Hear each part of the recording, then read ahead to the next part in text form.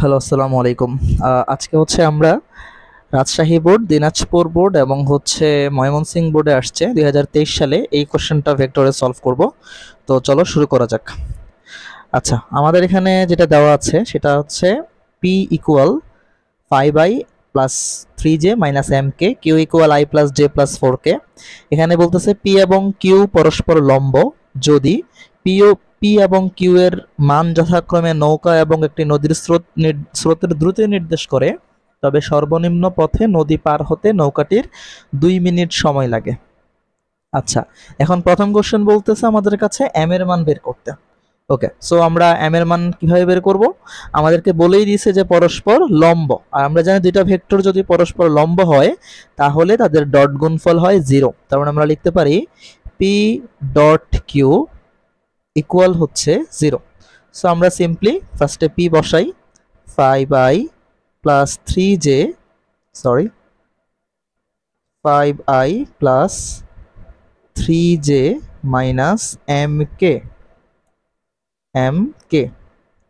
Dot i plus j plus 4k equal হচ্ছে 0। তো আমরা সবাই আশা করি ডট গুণনের নিয়ম জানি, সহগগুলোর সাথে সহগগুলোর গুণ হয়, মানে i এর সহগের সাথে i এর সহগ। তো প্রথমে হচ্ছে 5, পরেরটা হবে প্লাস 3, দেন হবে মাইনাস 4m, অ্যান্সার ইকুয়াল হচ্ছে 0। তাহলে এখান থেকে আমাদের m এর মান কত আসতেছে? মাইনাস 4m ইকুয়াল হচ্ছে মাইনাস 8, সো m ইকুয়াল আসতেছে 2। This is our answer. আচ্ছা, 3 নম্বর আমাদের শেষ। 4 নম্বর অঙ্কটা আমাদের খুবই গুরুত্বপূর্ণ, এই ধরনের প্রশ্ন নদী নৌকা থেকে প্রায় আসে। তো বলতেছে যদি নৌকার মাঝি ন্যূনতম সময়ে নদী পার হতে চায়, তবে সে নদীর প্রস্থ অপেক্ষা বেশি দূরত্ব অতিক্রম করবে কিনা। মানে ব্যাপারটা এরকম, এটা যদি হয় এটা নদীর প্রস্থ, তো আসলে আমরা এটাকে বলি। এখন যদি মাঝিটা ন্যূনতম সময়ে নদী পার হতে চায়, মানে সর্বনিম্ন সময়ে নদী পার হতে চায়, তবে নদীর প্রস্থ অপেক্ষা মানে এই বরাবর যাবে নাকি অন্য কোনো, ধরো এই বরাবর যেতে পারে, এই বরাবর যেতে পারে, সে কোন বরাবর পার হবে সেই দূরত্বটা আমাদের বের করতে বলছে। অর্থাৎ এই বরাবর পার হবে কিনা নাকি এই বরাবর পার হবে, যদি এই বরাবর পার হয় এটার দূরত্ব কত, যদি এই বরাবর পার হয় এটার দূরত্ব কত, আমাদেরকে এই দূরত্বটা বের করতে হবে।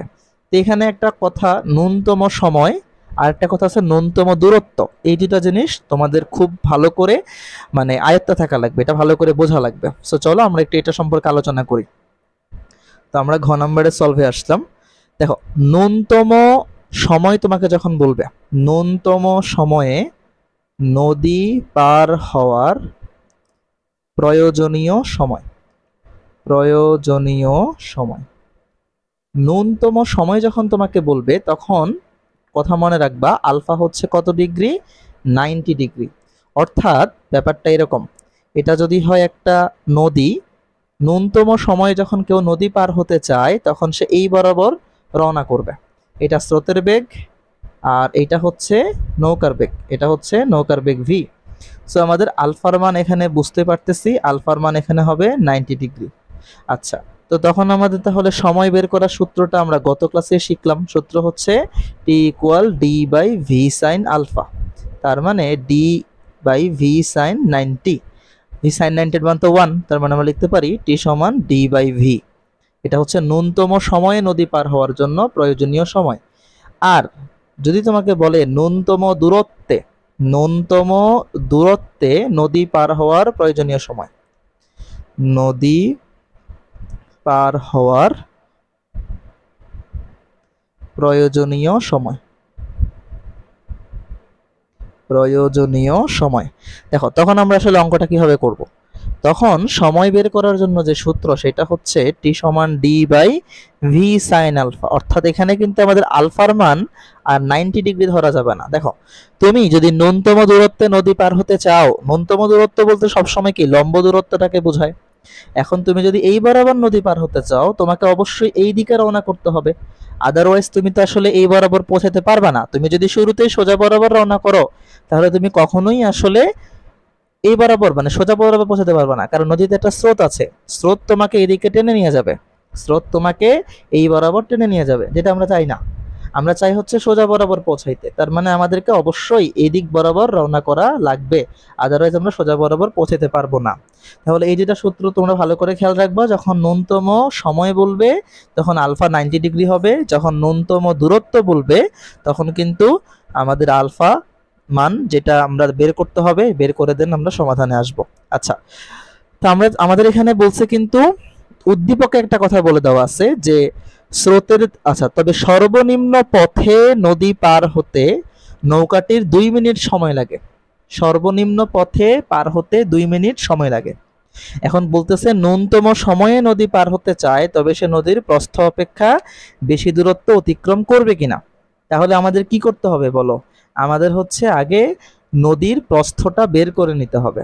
আচ্ছা, তো নদীর প্রস্থ বের করার আগে আমাদেরকে এখানে বলে দিছে যে নৌকার বেগ হচ্ছে পি নির্দেশ করতেছে আর স্রোতের দ্রুতি হচ্ছে কিউ নির্দেশ করতেছে।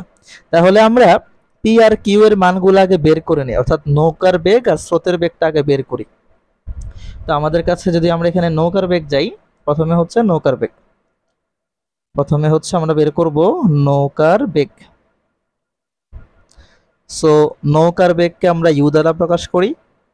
তো ইউ সমান কি হওয়া উচিত, পি সমান আমাদের কি ছিল, পি সমান ছিল 5i প্লাস 3j, আমরা এম এর মান একটু আগে পাইছি 2, তার মানে -2k। তো এখানে কি হওয়া উচিত, √5 square plus 2 square plus 5 square plus 3 square, 5 square plus 3 square -2 whole square.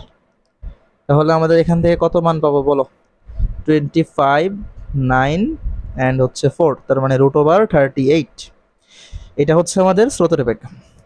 এবার আসি, সরি নৌকার বেগ, হ্যাঁ এবার আসি স্রোতের বেগ। নৌকার বেগকে আমরা তাহলে ভি দ্বারা প্রকাশ করি, ভি, আর স্রোতের বেগ হচ্ছে ছিল কিউ। তাহলে স্রোতের বেগ আমাদের কত, আমাদেরকে বলছে স্রোতের দ্রুতি হচ্ছে i plus j plus 4k। তাহলে i plus j plus 4k মানে হচ্ছে 1 square plus 1 square plus 4 square, তার মানে 17 আর হচ্ছে 118, √18 আসতেছে। ওকে, সো আমাদের নৌকার বেগ স্রোতের বেগ বের করা শেষ। এখন আমাদেরকে সর্বনিম্ন দূরত্বে নদী পার হওয়ার প্রয়োজনীয় সময়ের কথা বলে দিছে। সময় কত, 2 মিনিট। সর্বনিম্ন দূরত্বে নদী পার হওয়ার প্রয়োজনীয় সময় সেটা বলে দিছে হচ্ছে কত, 2 মিনিট। এখন দেখো কোশ্চেনটা আমরা আবার পড়ি। কোশ্চেন বলছে সর্বনিম্ন সময়ে যদি নদী পার হতে চায় তবে সে নদীর প্রস্থ অপেক্ষা বেশি দূরত্ব অতিক্রম করবে কিনা। তাহলে তো আমাদের আগে প্রস্থটা বের করা লাগবে। প্রস্থ যদি বের করতে না পারি তাহলে আমরা কিভাবে বুঝবো যে বেশি দূরত্ব অতিক্রম করতে পারছে কি পারে নাই। তো চলো আমরা আগে প্রস্থটা বের করে নিই। এখানে জিনিসটা খেয়াল করতে হবে, খেয়াল করো, এটা হচ্ছে সে নদী, প্রথমে উদ্দীপক অনুসারে সে সর্বনিম্ন পথে নদী পার হইছে, তার মানে সে এই পথে নদী পার হইছে আর এই বরাবর তাহলে তাকে রওনা করতে হয়েছে। অর্থাৎ মনে রাখবা যে পথে নদী পার হয় সেটা কিন্তু তার লব্ধি, সেটা তার লব্ধি, আর যে বরাবর রওনা করে সেটা তার নৌকার বেগ ছিলই। তার মানে সে রওনা করছে কিন্তু এই বরাবর আর পৌঁছাইছে কোন বরাবর, এই বরাবর। আমরা গত ক্লাসে বলছিলাম যে পথে রওনা করবে তার সাথে স্রোতের উৎপন্ন কোণ কত, আলফা। এই আলফার মান কিন্তু আমাদের জানা নাই, কিন্তু দেখো লব্ধি, এটা কি লব্ধি ছিল ডব্লিউ। সো এই লব্ধির সাথে স্রোতের বেগের উৎপন্ন কোণ কিন্তু আমাদের জানা আছে, সেটা কত ডিগ্রি বোঝা যাচ্ছে, 90 ডিগ্রি। তো আমরা এখন এখান থেকে আলফাটা বের করে ফেলবো। সো tan থিটা সমান আমরা জানি লব্ধি যার সাথে কোণ উৎপন্ন করবে সে একা থাকবে, মানে ইউ নিচে থাকতেছে, উপরে হচ্ছে ভি সাইন আলফা, নিচে হচ্ছে ভি কজ আলফা। আচ্ছা, সো এখন tan থিটার মান 90 বসাই, then V sine alpha U plus V cos alpha. এখন tan 90 মানে 1/0, সো 1/0 ইকুয়াল হচ্ছে V sine alpha divided by U plus V cos alpha. এখন আমরা যদি আর গুণন করি, আর গুণন করে আলফাকে এক পাশে নিয়ে আসি, তাহলে আমরা এরকম একটা মান পাবো cos inverse minus U by V. আচ্ছা, so ultimately cos inverse minus U পাইছি আমরা √18 আর এটা পাইছি √38। সো তোমরা আমার সাথে সাথে করো, দেখাও তোমাদের সলিউশনটা কত আসে। আমি সলিউশন করে নেই। আমাদের হচ্ছে এখানে আসতেছে cos inverse minus √18 divided by √38। 133.49, আমাদের অ্যান্সার আসতেছে 133.49 ডিগ্রি। এটা হচ্ছে আলফা।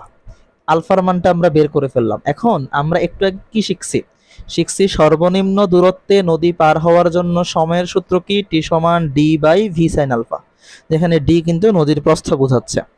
সো ডি সমান কি আসবে? T one into V sine alpha. T ওয়ানের মান আমাদের দেওয়া আছে এই যে 2 মিনিট, এই যে এটা 2 মিনিট। সো 2 ইন্টু 60 সেকেন্ডে নিয়ে গেলাম। ভি এর মান আসতেছে কত? √18, আর সাইন 133.49। যদি আমরা এটা ক্যালকুলেশন করি তাহলে কত আসতেছে বলো তো?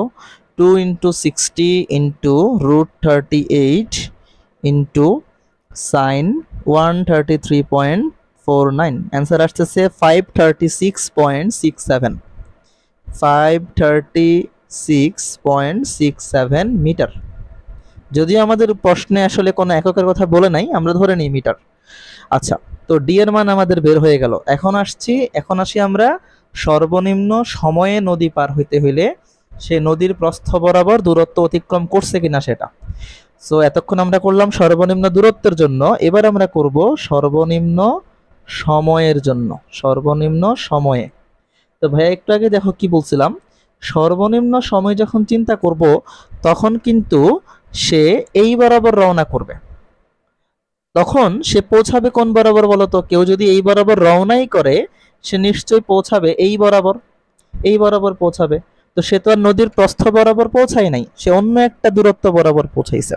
তো তখন কিন্তু আমরা আর নদীর প্রস্থ নিয়ে কাজ করতে পারি না। তখন আমরা ধরে নিই এটা তার ডব্লিউ, এটা হচ্ছে তার ইউ।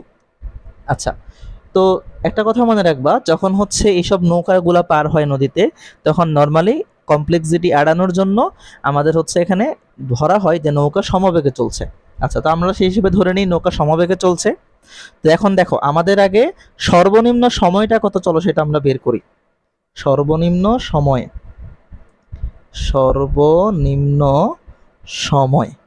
তো সর্বনিম্ন সময় বের করার সূত্র কি? সূত্র হচ্ছে আমরা জানি টি সমান ডি বাই ভি। তাহলে ডি কত? ডি পাইছি আমরা 536.67, আর ভি এর মান হচ্ছে √38। তাহলে আলটিমেটলি আমরা সর্বনিম্ন সময়টা কত পাবো? দেখো 533.67 ডিভাইডেড বাই √38, তার মানে 86.573 সেকেন্ড। এতটুকু সময় লাগবে তার নদী পার হওয়ার জন্য। এখন আমরা বের করব সে কতটুকু দূরত্ব তাহলে অতিক্রম করলো। খেয়াল করো, সে কিন্তু আর এই বরাবর দূরত্ব অতিক্রম করে নাই, সে দূরত্ব অতিক্রম করছে কোন বরাবর? এই বরাবর দূরত্ব অতিক্রম করছে। তাহলে আমাদেরকে এই দূরত্বটা মেইনলি বের করতে হবে। এই যে এই লব্ধি বরাবর যে দূরত্ব আছে এটা বের করতে হবে। তো আমরা ধরে নেই এই দূরত্বটা হচ্ছে আমাদের এস। তাহলে আমরা সূত্র জানি, সমবেগের সূত্র হচ্ছে এস ইকুয়াল ভিটি। এখন বলো ভি বেগে কি সে নদী পার হইতে পারছে? না, সে কিন্তু ডব্লিউ মানে লব্ধি বেগে নদী পার হইছে। আচ্ছা, সো যেহেতু সে লব্ধি বরাবর পার হয়েছে, তার মানে সে লব্ধি বেগে পার হয়েছে আমরা বলতে পারি। সো ডব্লিউ এর মানটা আলটিমেটলি কত আসতেছে? আমরা যদি হিসাব করি u square plus v square plus 2uv cos alpha into হচ্ছে টি। এখন যদি আমরা ভ্যালুগুলো এখানে বসাই তাহলে ইউ কত? √18 মানে 18 বলতে পারি, সরি এখানে শুধু 18, প্লাস এখানে হবে 38 plus 2 into √18 into 38 into cos 133 point কত পেয়েছিলাম আমরা? 49।